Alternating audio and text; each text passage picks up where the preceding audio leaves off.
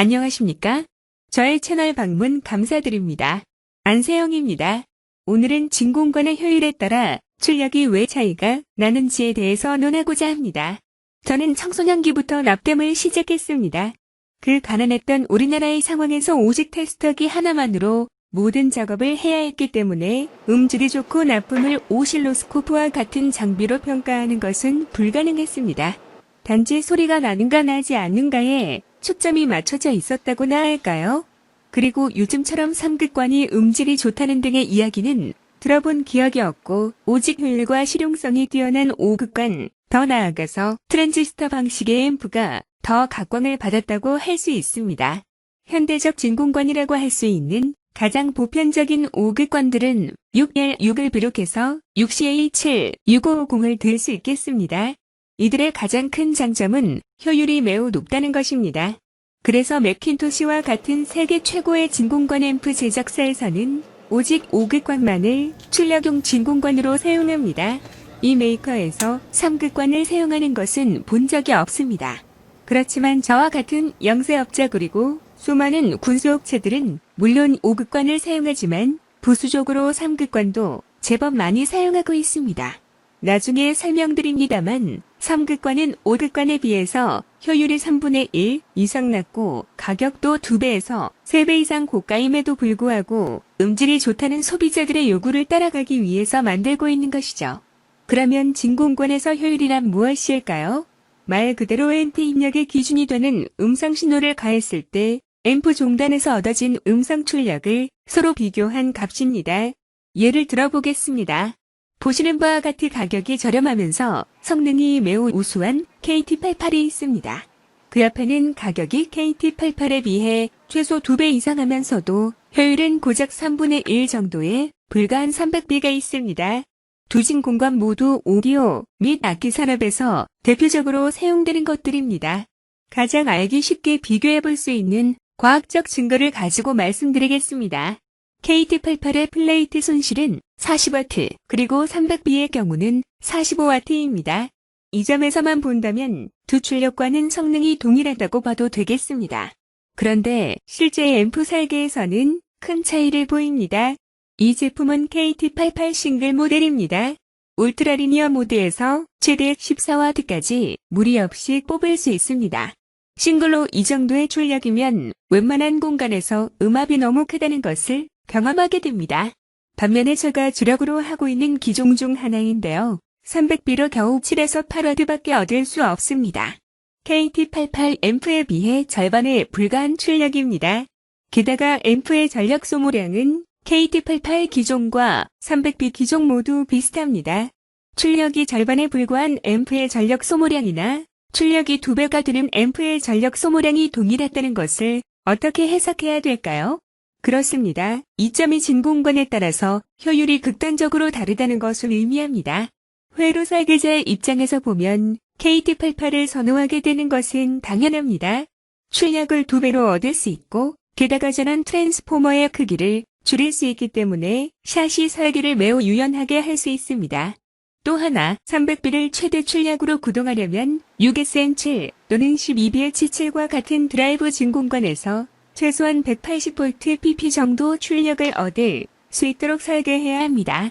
여기에 왜곡이 전혀 발생하지 않는 리니어리티 특성을 유지해야만 합니다.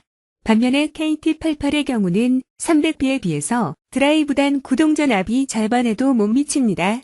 100V PP 정도만 되어도 아주 양호하게 동작하므로 대충 만들어도 신호 증폭 과정에서 왜곡이 일어날 확률이 매우 낮습니다. 따라서 12A-U7과 같은 일반적인 진공관을 드라이브관으로 사용해도 아무런 문제가 없게 됩니다. 300B 스펙을 보겠습니다. 이 그래프 곡선을 보시면 플레이트 전류 대 플레이트 전압, 그리고 그리드 전압의 상관관계가 어떻게 이루어지는지 알 수 있습니다. 그리드 전압을 고정하고 플레이트 전압을 높여가면 플레이트 전류가 비례하는 듯 하면서 수직 방향으로 올라가고 있습니다. 반면에 KT88은 300B와 전혀 다르게 어느 정도 이상의 플레이트 전압에서는 플레이트 전류가 급격히 증가하지 않고 포화 상태 가까이 유지하면서 증가하고 있습니다. 이 특성이 두 진공관의 가장 큰 차이입니다. 데이터를 찾아보면 300B의 경우 증폭도가 3에서 4 정도입니다. 반면에 KT88은 최소 8에서 10 정도 합니다. 앞서 말씀드린 바와 같이 300B로 최대 출력을 얻으려면 KT88에 비해 2배 이상의 입력 신호가 필요합니다.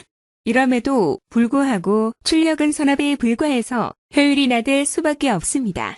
인간으로 비유하자면 많은 음식을 섭취해야만 겨우 건강을 유지할 수 있는 체질을 가진 사람이라고 생각해 봅니다. 반면에 KT88은 낮은 입력으로 높은 출력을 낼 수 있으니까 정상적인 식사만으로도 활력 넘치는 생활을 할 수 있는 건강 체질을 가진 사람에 비유해보면 어떨까요? 그러면 푸시프램프로 화제를 옮겨보겠습니다. 이것은 제가 4년 전에 설계했던 KT88 푸시프램프입니다. 외유를 2%까지 잡아주면 채널당 40W의 출력이 나옵니다. 말이 40W지 최대 출력으로 음악을 감상하는 것은 불가능합니다.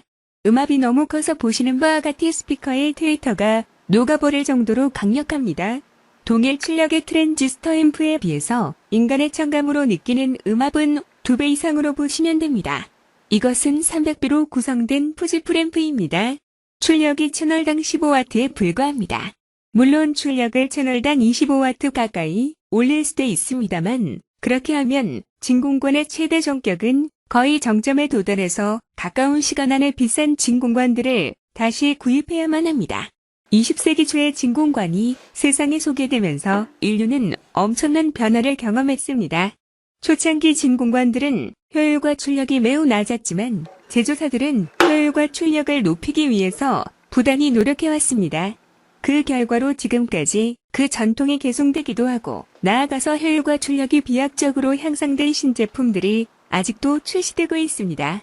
3극 출력관을 전혀 사용하지 않는 회사가 있는가 하면 저처럼 소비자들의 눈치를 보면서 3극 출력관을 주력으로 삼는 영세업체도 있습니다.